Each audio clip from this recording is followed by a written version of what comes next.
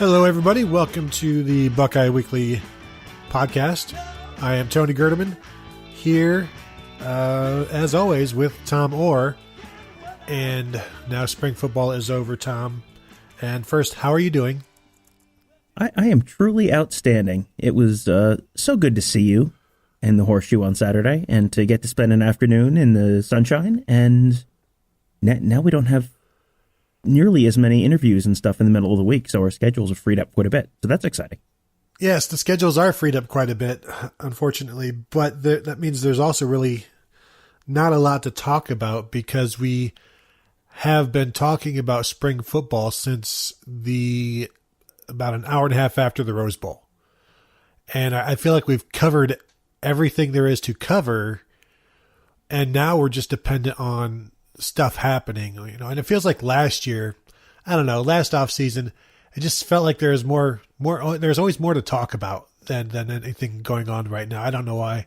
I just felt like there's always something to fill a show last year. So, sometimes good stuff, sometimes other stuff.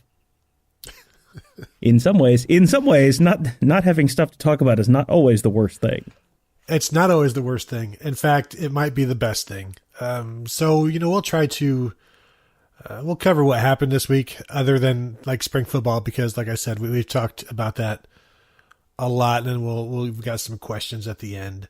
I guess we'll just start with the latest thing, which would be an offer to Westerville Central 3-star safety Ricky Hyatt. And I think this happened Wednesday.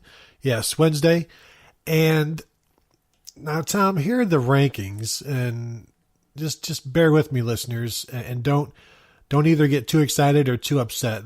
He's the number 39 safety in the nation per, I think, 24/7's own rankings, or maybe the composite, but the number 39 safety, the number 20 player in Ohio per the composite, and number 620 nationally per the composite. Now, his 24/7 rankings alone, I think, are higher than that. And the reason that is because ESPN isn't aware that there are players in Ohio.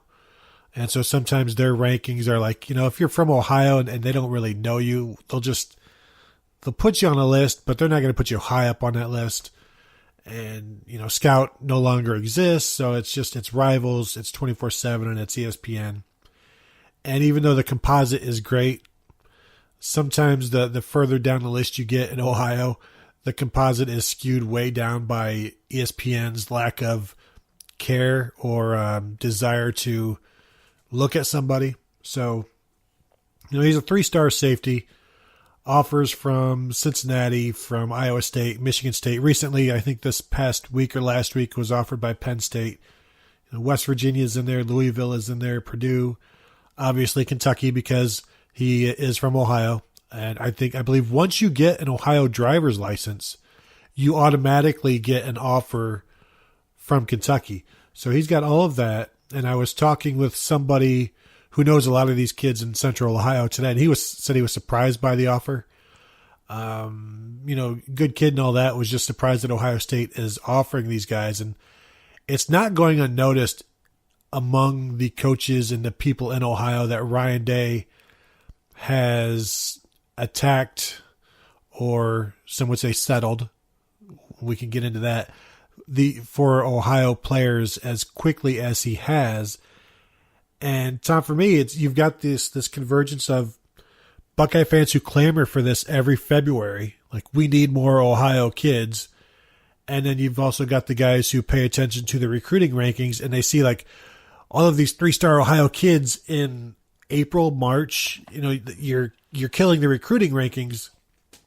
And I think with the high pressure and the low pressure systems, I believe this is how a fan tornado is formed from these converging pressures. And I think it's interesting, but it definitely shows that Ryan Day is. Tom, do you think he's more interested in Ohioans, or is he just settling because he's not a very good recruiter? Objection leading the witness. It's probably a combination of a couple things. The first thing that's worth mentioning is Yes, he is. If you just go by the 247 rankings, he is the 11th ranked player in the state. There are players ranked ahead of Hyatt in the state who do not have offers.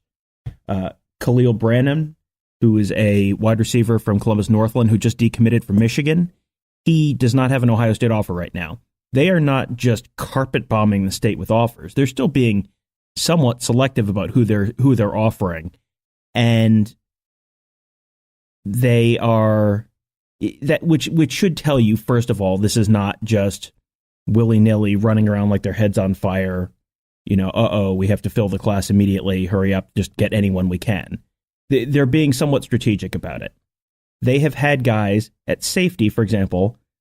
They have gone after some national guys and not gotten them. R.J. Mickens, for example, had Ohio State at the top of his list, and he, I think, recently committed to Clemson, if I remember correctly. So yes. They may have been looking at other guys and not hit. The other thing, I think, longer term that you have to wonder is, right now, Ryan Day is a little bit of an unknown in the college football world. Ohio State was recruiting at a completely unprecedented level under Urban Meyer nationally. And several years in a row, they landed the highest ranked average rating per recruit in school history and in the nation in some cases. And they did that several years in a row. That is not a trend that is going to continue forever, especially when you have an interruption like the departure of a legendary coach and the arrival of a guy who has been the interim coach for 3 games in the past, and that's it. So this is, I think there's a decent chance that this is a 1-year sort of hedge where they're still pursuing a lot of these national guys. They're still looking at guys out of Washington, D.C. They just had Kendall Milton, the number 1 running back in the country, in from California. They have all sorts of guys who are top 50 kind of players and 5-star players coming in from other parts of the country in the 2021 class. We saw a bunch of them at the spring game. This is not a return. There was a comment in one of the pieces I wrote a couple weeks ago that, oh boy, here comes the return to the Earl Bruce days of recruiting. And it's like, no, that's not even close to true. But this may be a little bit of a 1-year hedge where a lot of the national people in 2020 who might have come to Ohio State if it was the Urban Meyer machine was still firing on all cylinders, may be taking a little bit more of a wait and see. And if Ohio State goes 10-2 this year, is that enough to sway the 2020 kids to come? Maybe, maybe not. If you throw all your eggs in that basket and you're just trying to get the national guys and you're not offering the Ohio kids at all, and you're still trying to recruit like it's Urban Meyer, if you don't get those national kids, then you're sitting in January with a small class, a bunch of holes, and going, uh-oh, now what do we do? That's what has happened with their offensive line recruiting a bunch of times in recent years. They've missed on some of the high-profile guys and then not been able to land the Ohio kids, and then you have these real big holes in your offensive line recruiting, and they can't do that.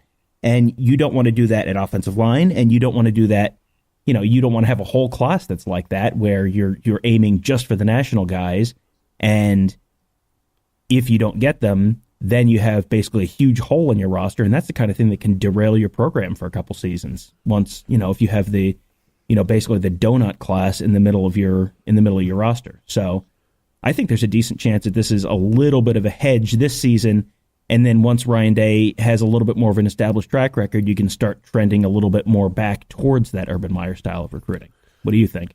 Yeah, kind of like the 2012 class, where you had a lot of Ohio kids.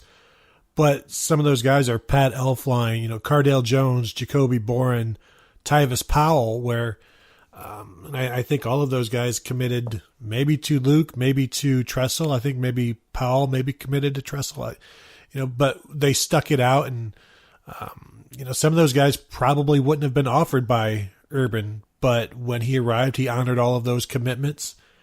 And I don't think they win a national title without those guys who stuck it out with, just the names that I mentioned there, all contributing in large ways. And, even, it's too bad that Taylor Decker wasn't good enough to be offered by the previous staff, but looking for offensive linemen. Urban Meyer and Ed Wardner were desperate, so they handed an offer out to Taylor Decker, and that turned out to be okay. But yeah, the offensive line, the way they're reaching out for them this year, it's something that Ryan Day has talked about, not wanting to lose those guys and get beaten for that stuff. I think it's also interesting. I just did a spring position recap for the safeties, and in the depth chart, there's 4 free safeties, 4 strong safeties, 2 bullets, and I didn't even have Bryson Shaw in there, and I don't think I had Ronnie Hickman in there, the 2 freshmen from this class. And you need a lot of safeties because, that maybe Ricky Hyatt, if he were to commit, maybe he grows into a bullet, or you just bring in these body types and see where they fit. And, maybe a corner that they get becomes a safety, maybe a safety they get becomes a bullet, but you have to bring in a lot of these guys to figure out where they're going to be. And then maybe it's one of those things where, who knows, maybe they really like him. Maybe they really like him.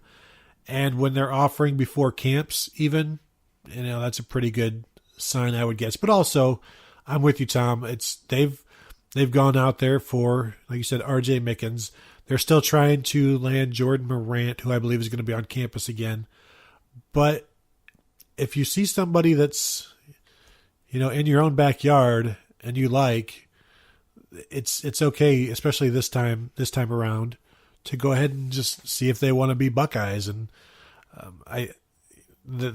there is something to be said for that, because the coaches and Mark Pantoni has said it for years that they want those guys because they bring something else to the program. And maybe that's what Ricky Hyatt will do, assuming he wants to be a Buckeye and not go to the SEC and win the SEC East at Kentucky, right? That could happen. It could happen, yes. It's funny, I was just looking through the 2012 class in the state of Ohio and where the guys that Ohio State took ranked and how they all panned out. Because that's kind of the, yeah. I mean, you mentioned that kind of as an analog to what this class, that's kind of transitional year class, could be for Ryan Day.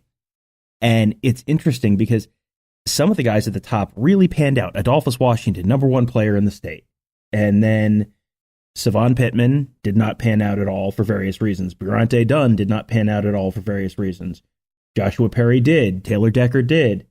And then you've got Devin Bogard, Warren Ball, Kyle Dodson. I mean, some of those guys had injury issues. Najee Murray, same thing, injury issues. Frank Petropoulos did not pan out at all. And then you get down to the 29th ranked player in the state of Ohio, Tyvis Powell. He was okay. He was fine. And then Blake Thomas, who did not pan out at all. And then Jacoby Boren, number 37 player in the state. And you got to scroll way down to get to the number 61 player in the state of Ohio in the class of 2012. Complete, total, utter waste of a scholarship. Future Remington Award winner, Pat Elflein. So you kind of never know.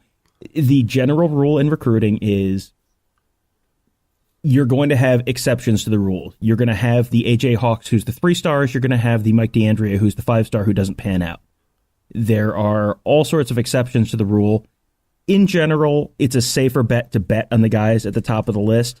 But if they're being strategic about offering guys who are a little lower ranked on the list, and I mean, Ricky Hyatt as a number 11 player in the state is definitely not Pat Elflein, the number 61 player in the state. If they're being strategic about who they're offering, and it sure seems like they are, this is not, they have not sent out offers to the 30 different players in the state of Ohio in the class of 2020. So it is unrealistic to think that recruiting is going to continue at the exact level that has been under Urban Meyer, just because that is not a level that you've ever seen before at Ohio State. So as much as the recruiting machine and Mark Pantoni and all his staff is all intact, it's not going to, it's not going to completely disappear or fall through the floor, but it's probably going to take a little bit of a step back for a year. And then if Day can establish himself, it's probably realistic to expect it to take a step forward again at that point. Yeah, and you're seeing they're not like you said, they're not throwing out offers to the Ohio skill positions, where they see a lot of the ball.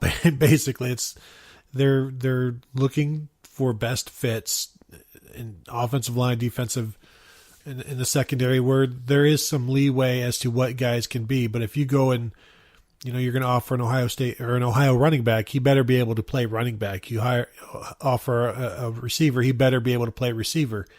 There's less leeway there, and it's hard to question anything this early, other than if it continues the entire way, and then you're going to have people question it until you see the results, and then we'll go from there. But that's a few years down the road. We don't have time for that right now. We're in the here and now. But it's an Ohio kid, a good athlete. We'll see how it goes, and no biggie. Speaking of biggies, let's go to basketball real quick. In recruiting, Ibrahima Diallo, the 7-foot center, listed at 200 pounds, but he's heavier than that, because if he was 7 foot 200, you wouldn't be able to see him. All right. And if you look at him on the internet, you can actually see him. So he's over 200 pounds, but he's still he's a little thin. He's not Alonzo Gaffney thin, but he is raw, but he's 7 foot. And I don't expect much in the way of any offense from him this coming season, or next season, because he's part of the 2019 class with DJ Carton, EJ Liddell, and Alonzo Gaffney. And it's a touchy situation, or it's I guess an iffy situation, or maybe it could be a huge situation if Caleb Wesson does not return. And even though we both think he will, and Chris Holtman the other week felt that he would return, if he doesn't, now you're talking about Diallo is a defensive project, and I wouldn't expect much from him next year. But if he's put in a position where they have to play him a little bit, I still don't know that they'd be able to, other than spot duty for a few minutes a night. But if Caleb Wesson doesn't come back, your entire center position is going to be spot duty for a few minutes a night. They'll have 4 or 5 different guys, I think, that spend 10 minutes there, and you'll have Ohio State basketball will be even more positionless than it is now, which may not be a bad thing.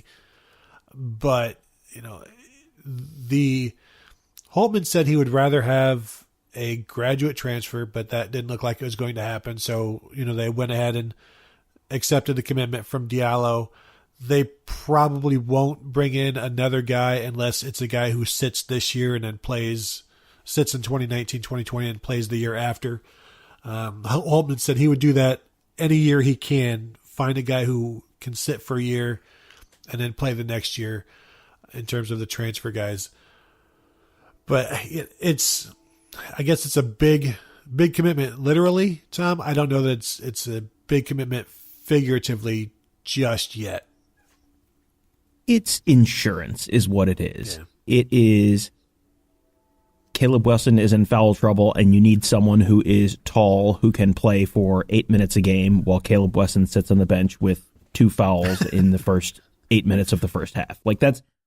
That's what it is. And this is not the kind of insurance that will cover you if Caleb Wesson leaves.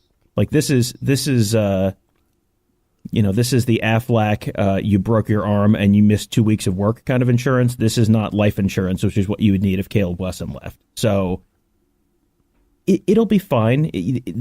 This is a manage your expectations kind of situation, that if with Jaden Ledee leaving and Caleb Wesson, I guess theoretically a little bit up in the air and not someone they can necessarily rely on for 38 minutes a game for any number of reasons next year, then this is a way to just kind of cover your bases.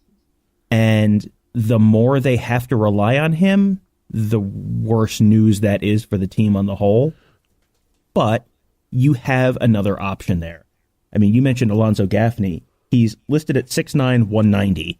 And that is not someone who is sized to bang down in the paint full time in the Big Ten. That's just maybe in a year or two, maybe, but not yet. That's not a 30-minute a game 4 or 5 for Ohio State next year. But if you can get one of those two guys to the point where they can kind of spell Wesson when they need him to, then great. Then you've kind of papered over a potential hole on your roster. One thing that you mentioned that I think people might be going, wait, what? Why would he want that? You mentioned Chris Holtmann always being willing to take a guy who's going to sit out, which seems a little bit counterintuitive. Like, why would you be willing to have a guy sit out and think that was a positive instead of a, kind of a dead roster spot? And what he had said, his explanation for that was basically, you don't want to have 12 guys who are expecting to play every single game.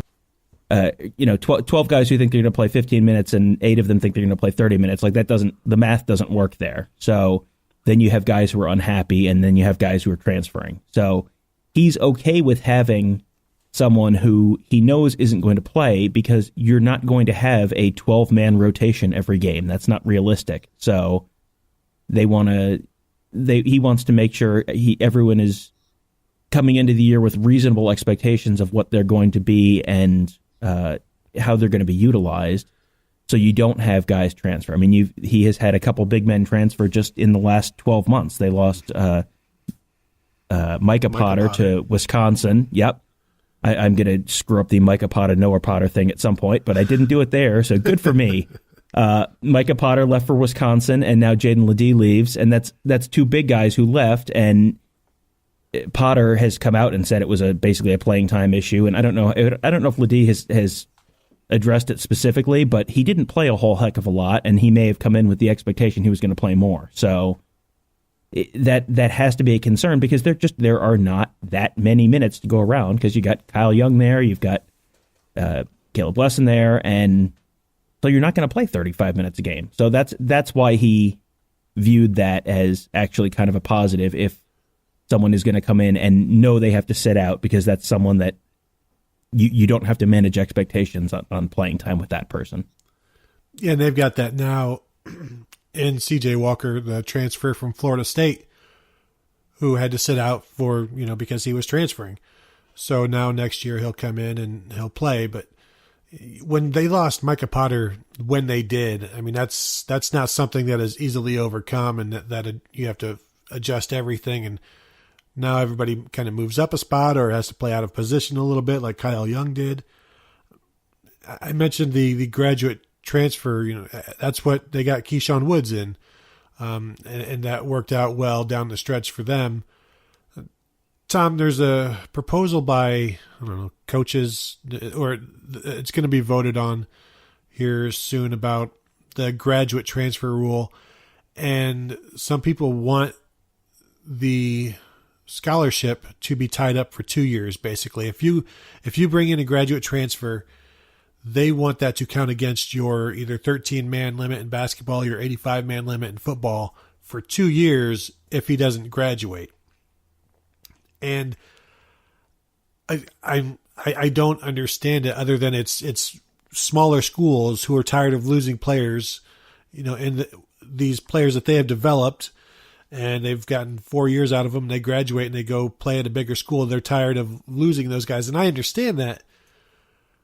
But I don't think it's fair to punish the players for fulfilling their 4-year obligation or their degree obligation, and then moving on to another school to get a and the whole graduate degree thing is mostly a farce and has been a farce, and to try to portray that it is not a farce is dishonest.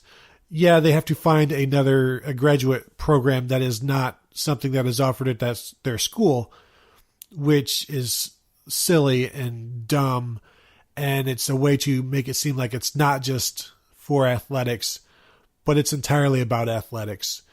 And when people start to try to hold this virtue over it, it's just a guy wants to go play somewhere else.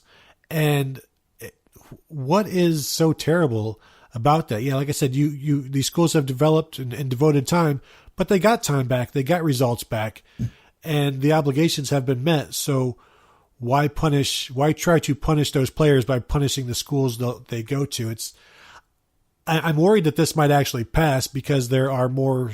I mean, there's as many small schools as big schools, and depending on who's making these votes, I could see maybe this actually happening. It seems entirely realistic that it could happen because it's the NCAA and it's the dumbest possible thing they could do. So, of course, that's what's going to happen. I really liked the idea that, boy, the graduate transfer thing and the academic thing, the academic veneer of it is kind of a farce. Like, what? Something involving the NCAA and academics is actually something of a farce? Hang on. Fetch me my fainting couch. I don't believe it.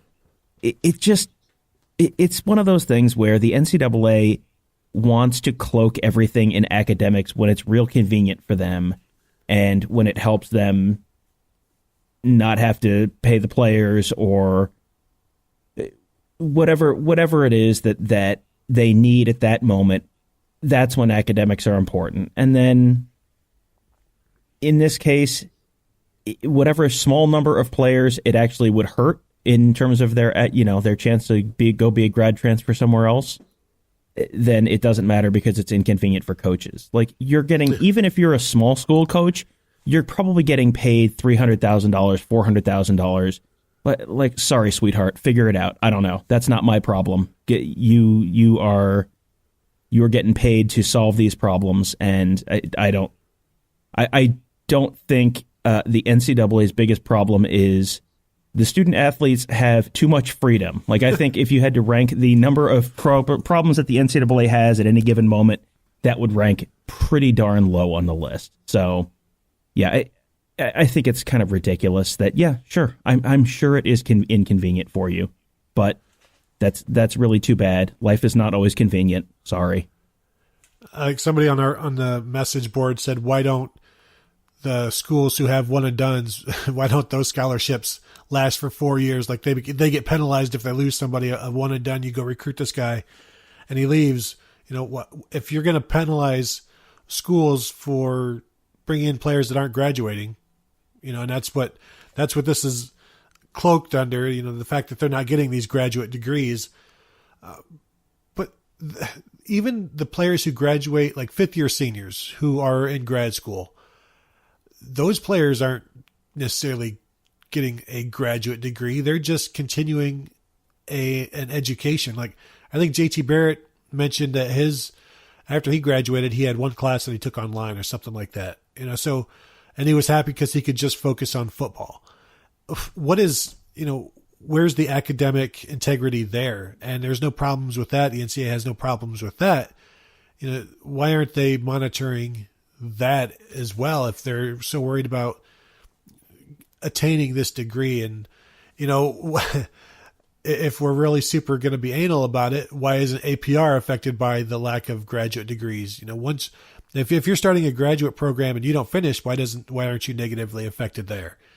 And it's because that's not, it's the fact that they got the undergraduate degree is the main thing. That's the important thing. That's what the focus is on. That's what the APR is based on, and leaving in good standing. To be able to get into a graduate program, you need to be in good standing. And it's more of trying to keep the big schools from having advantages, which they all do because they're big schools. And by implementing all of these rules, that's how, we've also gotten all kinds of cheating because of the rules that are in place, and big schools go around those rules by any means necessary. And I would hope that the public pressure would outweigh the desire to make this about academics or to get this passed, because it's punitive for no other reason other than smaller schools are getting hurt. Not even to say hurt. I mean, like you said, they're all big boys. It's major college basketball one way or the other. It's not like somebody's coming from a Division III to Louisville or something like that. I mean, they're all Division I schools, and they're all, they're on ESPN just like everybody else. And this is the world we live in, and it's part of the game, and it has been for a while. This isn't new. I don't know why there's such a fervor about it now. It's not because of the transfer portal, because graduate transfers have been around.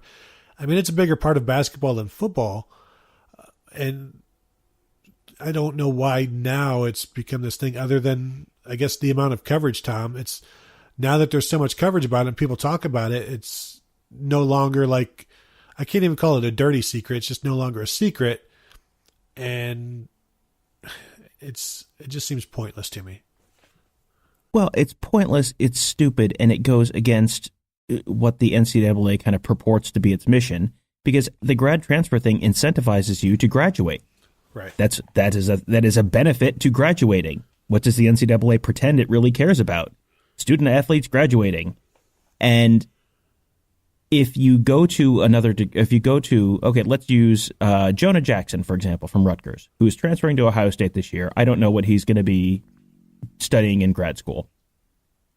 If he is here at Ohio State for 1 year, and then he leaves and goes plays for the NFL for a while, when he comes back, when his NFL career is done, he will have the option to come back to Ohio State and complete his graduate treat at no cost, assuming they treat grad school the same way they treat undergraduate degrees. Because that's what they do with athletes who leave early or don't complete the degrees. They have the option at any time to come back and finish their degrees. So it's not like this is some great tragedy if Jonah Jackson doesn't finish his, say if he's going for his MBA or something. If he doesn't finish his MBA in 1 year, which he's probably not going to, he will then have the option to come back and finish it later at no cost to him. So why would you disincentivize that? You would disincentivize graduation, or at least remove one of the incentives to graduate your undergrad early. And then you would also remove the incentive to attend grad school, start that grad school process, and set yourself up to finish it later at no cost. Like, it's just so immensely stupid that, like you said, these are all big boy schools. You are getting paid a big boy school salary as a head coach, and at the big boy school, figure it out. If you don't want to do it, in the words of Dan Hawkins, go play intramurals, brother.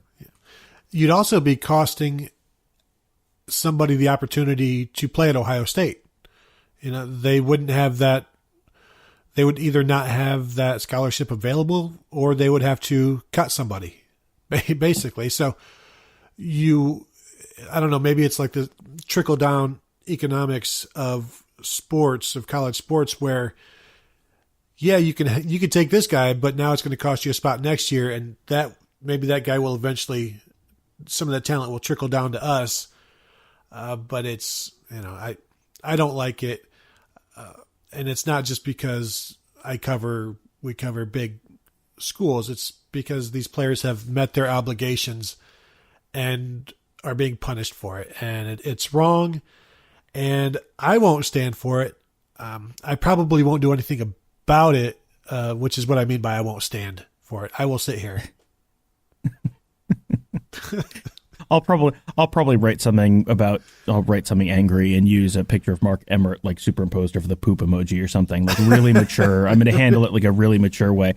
I think that we've all caps. Maybe most. Oh yeah, for sure. Most glaring in all of this is we've talked about all of the disadvantages to the student athlete, and we have failed so far to even mention the biggest one. Like, take, for example, the case of Jonah Jackson. You would be costing him the opportunity to not play for Rutgers next fall. I mean, think about that. Think about that. Why would you do that to a student athlete? Do you care about the well-being of your student athletes? You pretend to. Yeah, that's a good point, Tom. It's not humane, for one. Aren't we all humans here? Aren't we all trying to care for one another? If the NCAA cares, why would they not why not let anybody leave Rutgers? Why force somebody to stay there? I thought this was America. I guess I'm wrong.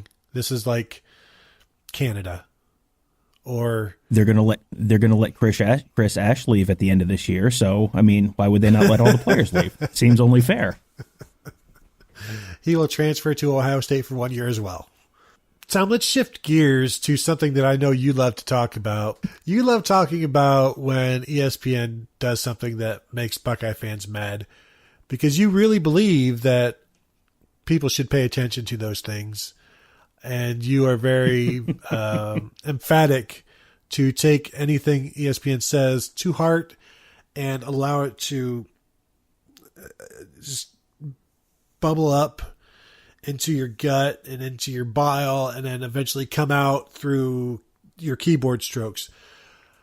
So today, ESPN's playoff predictor put out their chances, college football teams' chances to make the playoffs and their chances to win a national title. And Clemson and Alabama were the top two chances to make it. Clemson 83%, Alabama 71%.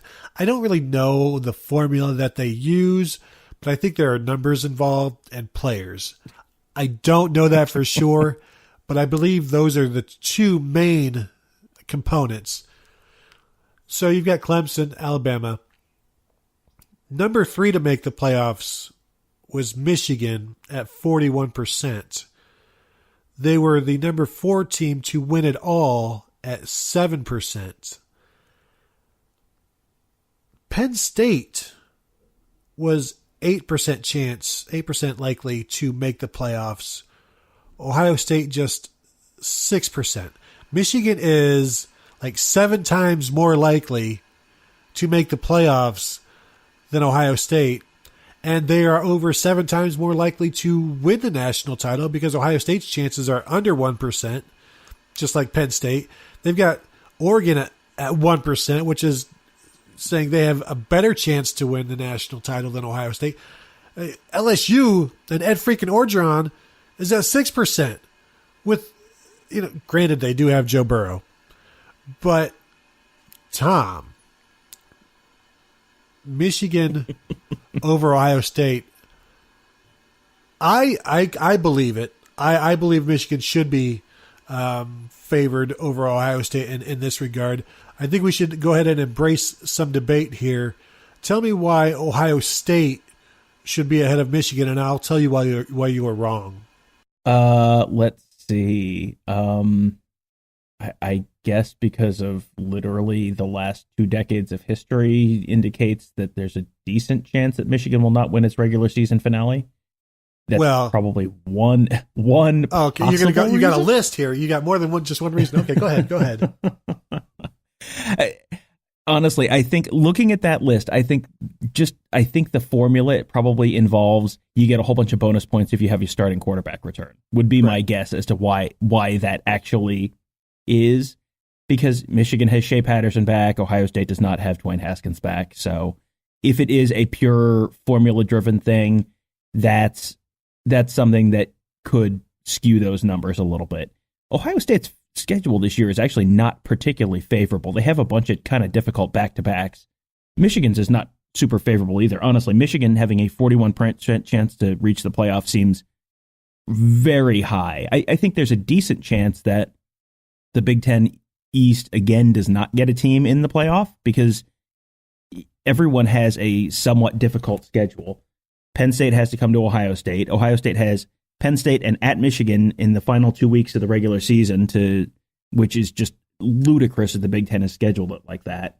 But Michigan's schedule, Michigan has a home game against Army the second week of the season, which keep an eye on that one. That is, you have not had the Appalachian State thing happen for a while. Army should be very good again this year, and Army almost wrecked Oklahoma's season last year. So keep an eye on that one. And then they have to go to Wisconsin. They have Iowa at home. They have to go to Penn State and then have Notre Dame at home back-to-back weeks. Like, odds are you're going to lose probably one of those games, either at Penn State or home for Notre Dame. They have Michigan State at home, and then they have Ohio State at home. So they have most of their tough games at home, but at Wisconsin, at Iowa, at Penn State, those are not easy games. And then even if they do go 11-1, then you have to beat someone out of the West for the Big Ten championship, which is not a gimme either, because that could be a pretty decent Nebraska team this year. That could be a pretty decent Wisconsin team this year. I would be fairly surprised if Michigan went 12-1, which is probably what it would take to go to the playoff this year, probably. So honestly, I would have a bigger issue with Michigan being that high than Ohio State being relatively low, because there are a whole bunch of question marks about Ohio State, and Ohio State's schedule is not particularly friendly. And there was nothing that you saw in the spring game from the quarterbacks that you went, oh, no, this is going to be, like, there's no concern at all. Like, in the same way that Army is like, yeah, keep an eye on that for Michigan. That Cincinnati game, if things are really not clicking yet, that Cincinnati game could get a little dicey for Ohio State. So I don't really have an issue personally with where Ohio State is, but Michigan seems awful high. How the hell is Tennessee on this list?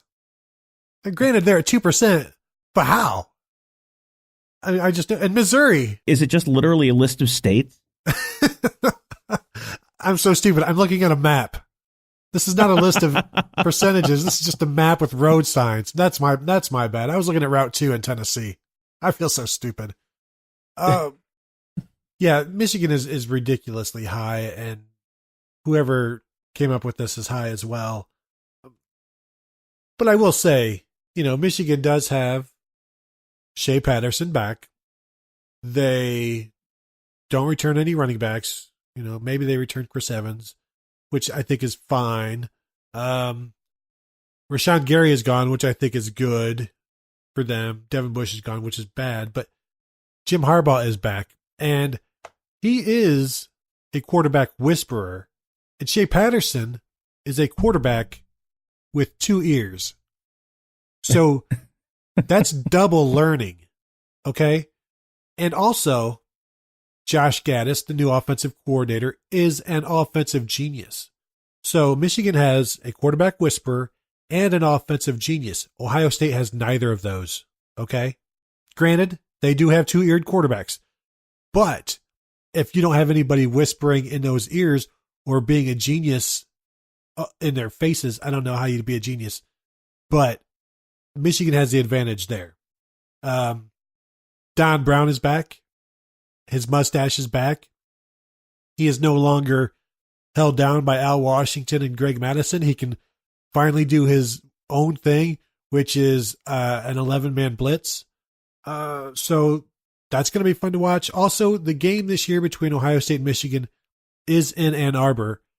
And Ohio State has never won 5 in a row in Ann Arbor. So I could see why Michigan would be the favorite in the Big Ten.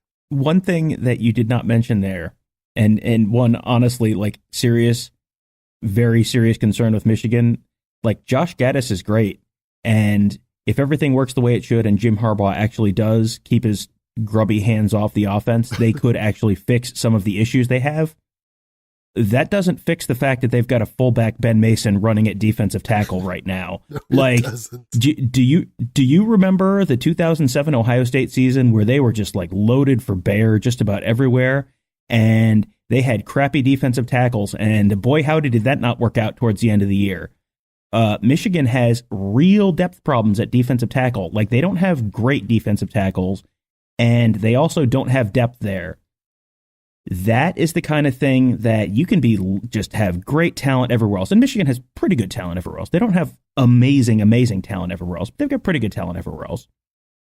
If you have crappy defensive tackles, teams are just going to run you over. And that is something that if you sell out to stop that, then you're vulnerable in a whole bunch of other areas. So that is something that, just looking at them on a superficial level, it's like, yeah, they got a bunch of guys back. They were pretty good last year. If they can just take that next step, like, that's all great. If you have bad defensive tackles, especially in the Big Ten, like, nope, not going to happen. Sorry. That defensive line, the interior of the defensive line, and having no Devin Bush, that Army game, we'll see right away how they hold up in the middle, because a lot of that, Michigan's going to have to win by scheme, I think, on a lot of that, and maybe just sheer, my guy is better than yours, but that's Army and those triple option and flex bones, all of that, they're all used to having lesser talent, and that's why they all do the option is because it's an equalizer. Also, there are rumors that Donovan Peoples-Jones may not be healthy this season, which would also be a big loss. And I know they're putting a lot of stock on their freshman running back, and we'll see what kind of depth. They never have great depth on the defensive line, even though they would play 4 defensive ends and maybe 3 or 4 defensive tackles. But it's not like what Ohio State is able to do. When Ohio State rotates, it's because they want to get other guys in. When Michigan rotates, it's because they have to give the starters a break. And that's a huge difference between the two. And now you've lost Rashawn Gary, you've lost Chase Winovich. I think Aubrey Solomon, he transferred out. Is that correct? I think that's right. Yeah, I think that's right. So we both have great faith in Don Brown. Was it 2017? They were replacing 10 starters, and they ended up having like a top 3 defense. So I don't think they're as talented as they should be, but it's still Don Brown. It's still Jim Harbaugh and Josh Gaddis. I'm telling you, Alabama was the best offense in the world last year. So, and now he's in charge at Michigan. And I think we know that Jim Harbaugh is not a control freak. He doesn't wear out his welcomes. He lets his coaches explore the room and explore the field. And to me, it's a match made in heaven between those two. And it'll be interesting to see how long Josh Gaddis is there, whether it's 15 years or 20. Michigan football. What could possibly go wrong? I mean, if you don't have defensive tackles, having September 7th against Army and then 2 weeks later at Wisconsin, like no friend, that is not how you would schedule that if you knew you were not going to have defensive tackles this year. And that is exactly where you would be concerned about even like a Michigan State, with it as potentially terrible as Michigan State is going to be. Like if that game turns into a rock fight, if you don't have defensive tackles and Michigan State can just pound it up the middle for 4 yards a whole bunch of times, you could blow that game too. I can't wait. Which is not a game they should lose. Oh, I know. It is so like I looked at the countdown to the Ohio State Michigan game on the front page of the Ozone today and just sighed like, oh, that's such a big number. Why? No, be smaller. You mentioned 2 weeks later having to play Wisconsin after Army. Most of the defensive linemen will miss the game after Army because of all of the cut blocks. So they'll be repairing their knees. They have a bye week after Army, which is the only smart thing on the schedule. Tom, we always say don't schedule the service academies, but if you do, give yourself a bye week after so that your guys can recover. And if you're going to schedule a service academy, open the season with them. That way you can work on it during camp. But that's rules 2 and 3. Rule 1 is don't schedule them. All right. Just don't. Tom, I was hurt this weekend when I saw some news. I don't know if it's true. Tate Martell was playing in Miami's spring game, and apparently his performance was so bad that he was getting booed. Now, I tried to verify this through various websites, but every Miami website it's all just clickbait trash with a bunch of ads on it. So I couldn't ever be patient enough to get these sites to load to see because some were saying that it was happening, that he was getting booed. Others were saying that, no, it's not true. He wasn't getting booed. But I don't know what to believe because I can't believe there's actually fans at a Miami spring game. One part of that is actually factually not correct. It was not Miami's spring game. It was just an open practice. Everything else about that was actually pretty much true. I read the Miami Herald report about it, and he was 3 for 11. He threw an interception. He had, on some crucial play, he was dropping back to pass and just tripped over his own feet and fell down. So that happens to everybody. It just ask a baby. Or Clint Sterner, either one. Oh, no, don't. Tom, too soon. Too soon? That will never. that really was too soon. I just got a shooting pain in my own chest when I said that name. So sorry to everyone else who I may have killed with that. Kids today don't even know. Only 90s kids will understand. Only the olds. He is going through a lot of what I think Justin Fields is going through right now. New system, new school. You're going to look like crap your first spring. Like, it's just, you are not there yet. And it's going to take, he's learning. Dan Enos is their offensive coordinator. This is going to be a different kind of system than what Ryan Day runs. It's all different terminology. And Tate Martell is not the most accurate passer in the world. He had a very good day against Rutgers last year, but he was, what was he in the spring game last year? 5 for 18 or something like that in the Ohio State spring game last year. I mean, it's just, that's not really what he does. And you, especially in your first spring, like that, this is an expectations problem much more than a Tate Martell is never going to be good problem. So calibrate your expectations to the fact that this is his first spring there. So he may not win that starting job this year. They may have, what's the guy was their starter last year? Harris something? I keep thinking N'Keal Henry or N'Keal Nikosi? Harry. I keep thinking Nikosi. Yeah. He may very well win that starting job, especially if it takes Martell a little while to get kind of get the playbook and all that kind of stuff. Which is reasonable. And one reason that I think I picked Justin Fields to have more rushing yards than Tate Martell this year. I think I did. Because I think there's a better chance at this point that Justin Fields is the Ohio State starter than Tate Martell is the Miami starter. And, that's fine. That does not mean Tate Martell has a couple years there. That does not mean Tate Martell is not going to be a good quarterback there in 2020, but he might not be a good quarterback there in 2019. Joe Burrow Joe Burrow was kind of the exception. Joe Burrow exceeded my expectations last year because I remember last summer saying, don't expect a lot out of Joe Burrow this year, but in 2019, like in his second year there, you probably see him take a step forward. He was better than I expected him to be last year. And you look at his stats, he wasn't great last year, but he was okay. He did a decent job last year, and he should take a step forward this year. So probably the same thing with Martell.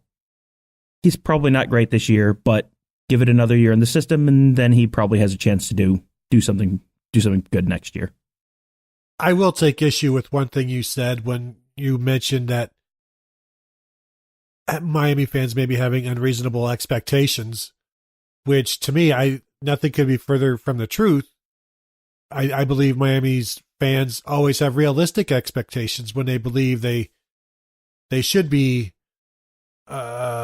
good and at the top of the nation's best programs because, Tom, they're Miami, and that's where they were like 2 decades ago. So they should still be there because they have old NFL alumni and they have a gold chain.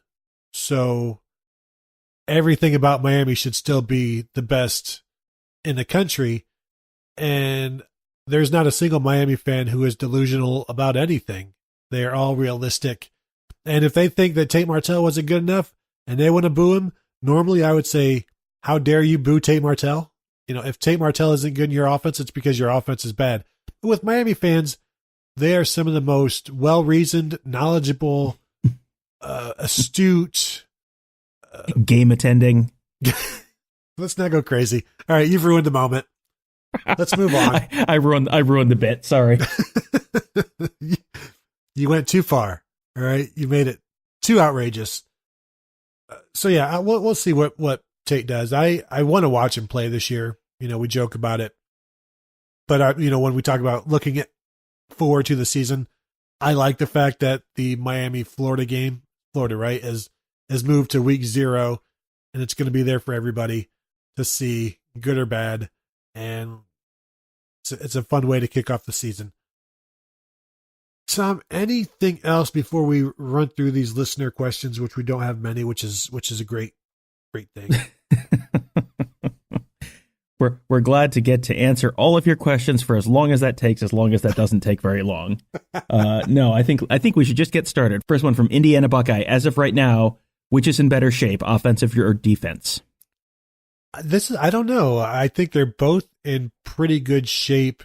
For me, it comes down to Thayer Munford versus the linebackers. I know some people are concerned with Justin Fields and his 4 of 13, and as we've tried to say, it's just one practice. But also, I went back and watched each of those throws, and really, like, 2 were batted down at the line of scrimmage. Only 2 others were uncatchable. Everything else was either dropped or off of receivers' hands or caught. So I don't think, while 4 of 13 in any instance does not look good, I don't think it was as bad as the numbers indicate, especially for a split squad spring thing. But I guess, I don't know, Tom. I still want to see something from the linebackers that is a legitimate defense. I want to see a legitimate Ohio State defense. We've seen plenty of legitimate Ohio State offenses, and I expect that again. So I guess until I see the defense defend on the field and look like Ohio State defense should look, I guess I'm going to assume the offense is in better shape.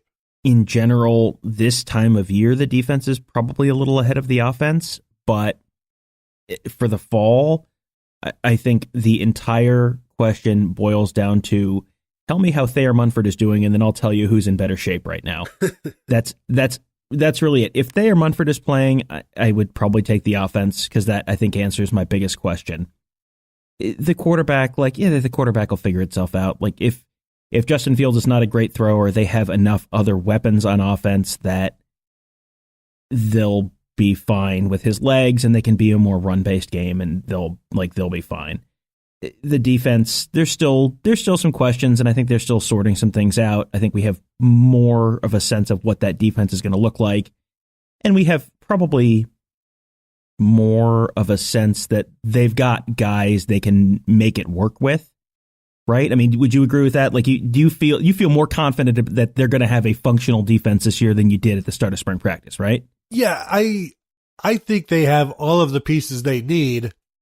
I still want to see it, because the taste in your mouth is not good from last year. But I think Tuff Borland could be fine. I think Baron Browning, Taraji Mitchell, I think any of those 3 would be fine. Middle linebacker, and I think, as I wrote today, Wednesday, there are so many safeties that they should be fine there as well. And I think all of the pieces are there. I still want to see them not give up a 93-yard run, you know? I think the coaching staff is right there with you. They also want to see them not give up a 93-yard run this year. We've said this, I feel like, 1,000 times, but it literally can't be worse than last year. So you're already probably... I think I would assume, my assumption at this point is they will be better than last year, just based on how completely terrible it was, and it looks like it'll probably be functional this year. But that's interesting. You say, the defense can't be worse, the offense can't be better. I think they could be, because of the running game. Yeah, I mean, I think the offense could be as better, probably as good but different. Yeah. Like, it could not be better passing the ball, no. But you're going to, I mean, this is like you're adjusting the sliders in the old NCAA game. You're going to slide the passing ratings down a little bit, and you're going to slide the running ratings way up. So it could very well balance out to something close to what they had last year. It'll look a little different. I mean, and as Ryan Day has told us a bunch of times, it's the same offense. They just sort of emphasize different parts of it and different pieces of it, and it'll look kind of the same, but you'll see some things more than you did last year and some things less, probably. Next one from A-Row. I always wondered how some of OSU's defensive grades would fare against modern offenses, especially the linebackers who used to be primarily run stuffers, but now are being required to play coverage at least as much as they play run support. Could a guy like Matt Wilhelm or Craig Powell be as effective as they were when they played? What about the tall, rangy safeties like Roger Harper? I think Craig Powell would be perfect for defenses today at linebacker, because back then he was like 6'4", 220, fast. Matt Wilhelm, taller middle linebacker, but I still think he would be fine playing linebacker in today's game. He was pretty fair in pass defense as well. Roger Harper, Tom, I think he's going to be a linebacker. I think he was listed at like 6'3", 220, 6'2", 224, something like that. He might be your bullet right now. Yeah, I don't remember Roger Harper. That was a little before I was watching regularly. But yeah, that sure sounds like the Brendan White role to me. Now, I'm going to throw some names out there, and you tell me where you think they play today. Eddie George. Running back? All right. You don't think this seems like a trick? This seems like a trick question. Being like 6'3", 227, are they looking at him as a running back? Because Joe Paterno wanted him to be a linebacker, but I still think he ends up as a running back in today's game. He's too big to be a wide receiver. They could stick him at tight end, maybe H-back type of thing. Tight end H-back. Yeah, maybe. I could see that maybe given that linebacker, defensive end. Oh man, can you imagine Larry Johnson having Eddie George to work with? Oh man, man, that could be amazing. He'd win the Heisman as a defensive end. All right, what about Nicky Sualua? Nicky Sualua. I don't know if Nicky Sualua gets recruited. He might be grow him into a nose tackle. I was gonna say like Robert Landers, maybe. Yeah, put him. Because he was like Nicky. I remember Nicky Sualua being about 5'10" and 2, right? Like, because he wasn't a big dude. He's like 5'10", 5'11", and like 250 maybe. So yeah, you put him on the Nick Petit Frere diet for a while. Yeah, I mean, you have to put him on the Nick Petit Frere diet for a while, but yeah, maybe grow him into a nose tackle like a Robert Landers type. What about Steve Bellisari? I think he should play what he should have played back then. Safety. Yeah. Like there's another bullet guy, maybe, kickoff assassin, gunner. He could be the gunner on the punt team. I don't know if people understand if like the young people listening today, like he was going to be Mike Doss before Mike Doss was Mike Doss, He was, if you go back and watch the 98 Michigan game, Steve Bellisari is like whatever you remember Terry McLaurin being on punt coverage, that was Steve Bellisari on kickoff coverage in the 98 Michigan game. He had like 4 tackles on kickoff coverage in that game. And I walked out of that stadium so sure he was going to be the greatest Ohio State quarterback in history because, Heisman, oh my goodness, if he could do that on kick coverage, how great is he going to be as quarterback? He's going to be trucking dudes. It's going to be amazing. Ron Howard narrator voice. It was not amazing. I think the story goes that Chuck Stobart, who was maybe the offensive coordinator, quarterback's coach around then, later on, and this is something John Parentis has mentioned to me, and maybe I shouldn't share this, but Stobart said that the Steve Bellisari is the kind of quarterback that gets you fired because he can look so good at at one point and look so bad at other times. And at the end of his career, he was very good, in my opinion, under Tressel, and then the interception at the end against South Carolina was kind of that's but a good cap. in that game they were down 28-0, and he led them back because they fell way behind because they started Krenzel that game. They fell way behind. They brought Bellisari and he got them all the way back, tied it at 28, and then they had the ball in the last 30 seconds or something. They had the ball tied. They've made this huge dramatic comeback, and he throws a pick, and South Carolina runs it back into field goal range, kicks a field goal at the gun to win it. It didn't really have to throw the ball that down field that far, if I recall. But no. But that was Steve Bellisari. It was such an impressive performance, and then there's just this one it was John. Well, I was going to say it was John. It was John O'Corn, but there was an impressive part of the performance too. Right. So it was just like, oh, why did you? If you remember the Pep Hamilton shot, like the Pep Hamilton reaction to the John O'Corn interception on that Michigan Amazon series last year, that was every Ohio State fan when Steve Bellisari threw that interception. Like, oh no, Steve, no. I think he would have been pretty good in an Urban Meyer offense with his ability to run lefty like Tim Tebow, pretty much was Tim Tebow before Tim Tebow, and also Mike Doss before Mike Doss. Pretty much the greatest player of all time. He was Tate Martell before Tate Martell was Tate Martell. That is actually Steve Bellisari in an Urban Meyer offense is actually a really interesting thought experiment, because he was a pretty good runner, but they were still so. I mean, like especially those late Cooper years, like that was not a coaching staff that was prepared to have a quarterback run based offense. Like that was just not. I think that was still Mike Jacobs at that point. Like it just was not. That was just not what their strength was, and they tried to square peg round hole him a little bit, and it didn't work out great. But man, he would have been an interesting Urban Meyer quarterback. I've never thought about that, but oh man, that might be a really good series this year. Like what players from the past would be most interesting fits in another Ohio State coach's offense? Well, I've done that before with Ted Ginn in Urban Meyer's offense, or Joey Galloway, or even Terrell Pryor. And it's there are some names in there that I'm not trying to it's a shame that I always say it's a shame that Ted Ginn did not get the ball more than he did. And it's unfortunate that some guys were in the offenses that they were, like Joey Galloway. I mean, you put him in Ryan Day's offense, he might have 2,000 yards receiving. I mean, it's sad to think about, honestly, because of the era that he came up in. But there's so many. What if you put Dwayne Haskins on like that 95 Ohio State team instead of Bobby Hoying? Dwayne Haskins is a starting quarterback with Eddie George, Terry Glenn, Ricky Dudley. Yeah, that because Hoying was a good college quarterback, a good.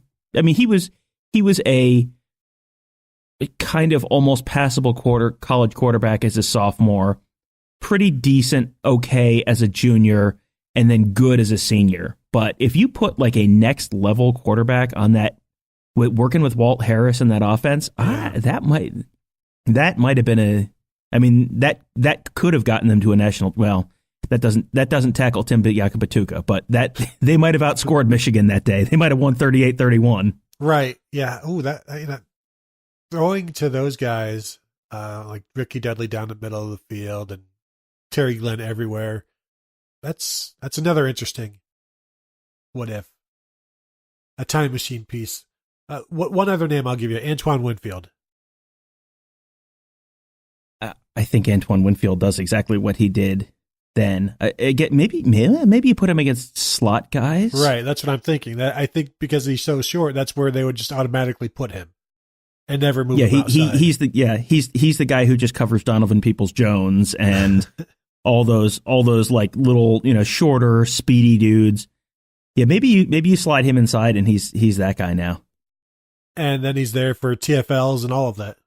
Yeah, the secret to Antoine Winfield is you could just put him anywhere and he'd do awesome. Yeah, so whatever. You know what? Play him at defensive tackle, whatever, he'll figure it out. He would have been a hell of a middle linebacker too, even at 5'8", 182 pounds or whatever. Just there was nothing he could not do other than intercept a pass his junior season where he still won the Thorpe Award. It was junior season, right? He went pro a year early, right? That sounds right, because he went pro after 98, because Ahmed Plummer was the best corner on the 99 team, right? I think. There's no way to know.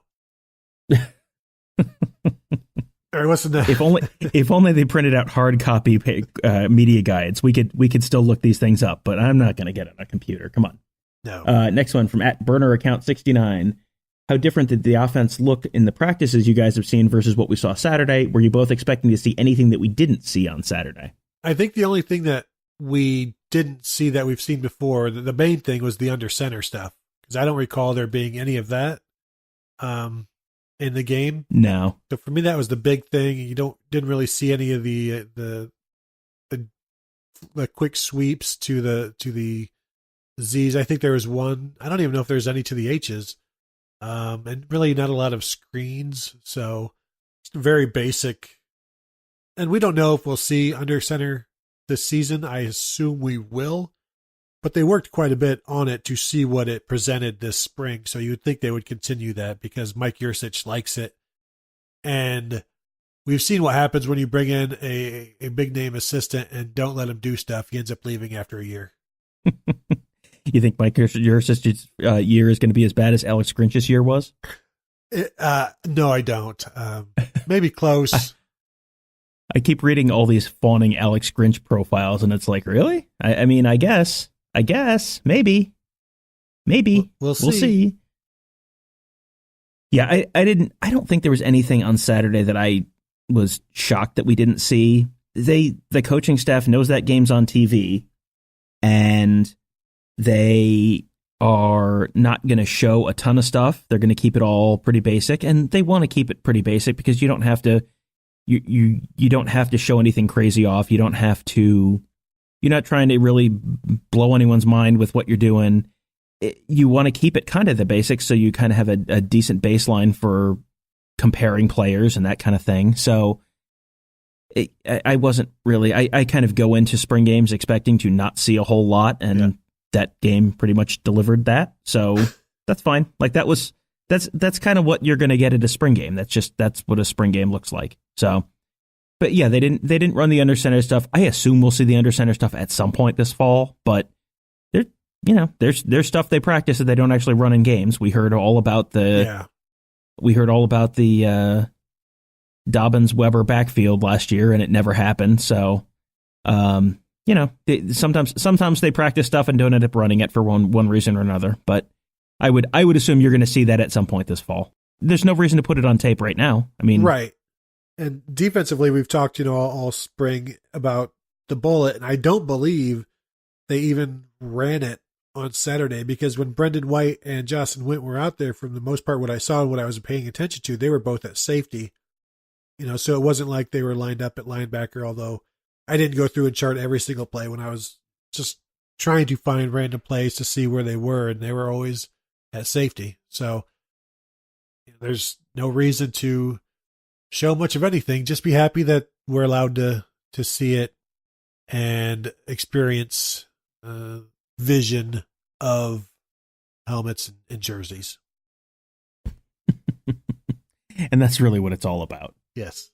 Experiencing vision. Yeah, that'll wrap it up. Thank you all for listening, as you always do, or as I always thank you for listening. Tom, do we have any news or notes? Continue to rate and review the show on iTunes. That helps us, and we do appreciate that. Anything, Tom, that you need to add? I have envelopes with books addressed, ready to mail out. So if you review us in the next day or so, you will probably get in under the wire, and I will send you something this week. But otherwise, you'll have to wait a couple weeks, because I will procrastinate that, just as I procrastinated doing my taxes and doing my mulch in my yard, all sorts of stuff that I've been putting off. So I will send out another batch of books probably in the next couple days. So if you send us a review in the next couple days, screenshot it, DM it to me, and I will get a book or program or something out to you. Or DM me or whatever. Yep. Yeah. As a thank you for listening, supporting us, and doing your part to get the word out. Yeah, but do your part. I mean, come on. All right? Enough freeloading, for crying out loud. We don't ask much, but we ask a little bit. So thank you all for listening. We will talk to you next week, unless Tom puts it off and we don't get to talk to you. So we will see you then. Well, she threw away the motel key. I wish it never meant nothing to me. Say you will, now say you will. Oh yeah. Say you will, now say you will. If you tell me that tomorrow's alright, we could steal a car and leave tonight.